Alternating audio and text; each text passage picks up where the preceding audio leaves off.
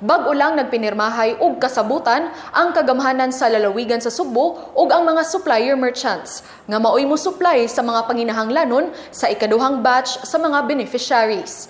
Mubalik si Sheila Garvines alang sa dugang detalye.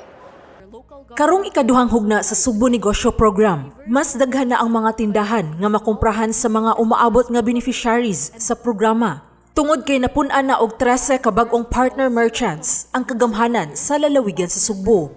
Kaniadtong Miyerkules, Hulyo 21, nagpinirmahay og kasabutan ang mga opisyales sa lalawigan sa Subo ug ang mga dagkong tindahan og partner merchants nga maapil sa pagsupply og materyales ug ubang mga panginahanglanon sa mga umaabot nga beneficiaries sa Subo Negosyo alang sa pagpatuman sa ilang gagmayng patigayon. Sa unang hugna sa Subo Negosyo, 34 ka mga tindahan ang misalmot ug napun-an kini karon og 13 ka bag-ong suppliers. Apil ang dagkong supermarkets nga sama sa Gaisano Brothers Merchandising Incorporated. Mapasalamaton si Gobernador Gwen Garcia nga sa ikaduhang hugna sa maong programa, mas nidaghan ang mga supplier nga palitan sa mga benepisyaryo sa ilang panginahanglanon. Matod sa usa sa mga supplier nga mibalik pagsalmot sa ikaduhang hugna, wala siya magtuo nga ingon niini kahapsay ang proseso sa Kapitolyo pagbayad sa suppliers kay wala kini madilatar. That's why when we were called up to again participate in the second batch, we never hesitated to sign immediately the agreement, the MOA, because we believe of the purpose, we believe the mission of Governor Gwen, and we support 100% the project to uplift the livelihood of the Cebuano people. It has been very smooth yung pag-run ng first. I never thought ganun ka-high-tech yung program. They use the mobile applications and it's very applicable, it's very high-tech. I never thought it would be done by an LGU.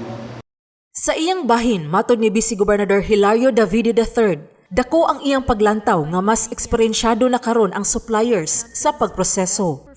I'm sure ito na ito na sa akong mapaspas o mas muhapsay pa ang pagkuha sa mga beneficiaries ng Subo Negosyo Program sa ilang mga panginahanglanon mga produkto o mga materyales. So, magpasalamat ang nilaan sa ilang partisipasyon ng Subo Negosyo Program.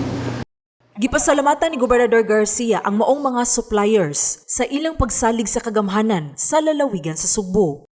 Pasalamat ko sa atong mga suppliers. Niining inyong ihatag na trust and confidence in the Subo Negosyo Program. The Subo Negosyo Program was a leap of faith. Faith in the indomitable spirit of the Cebuano. Uban sa report ni Paula Mendoza, Sheila Garvines, Balita sa Subo.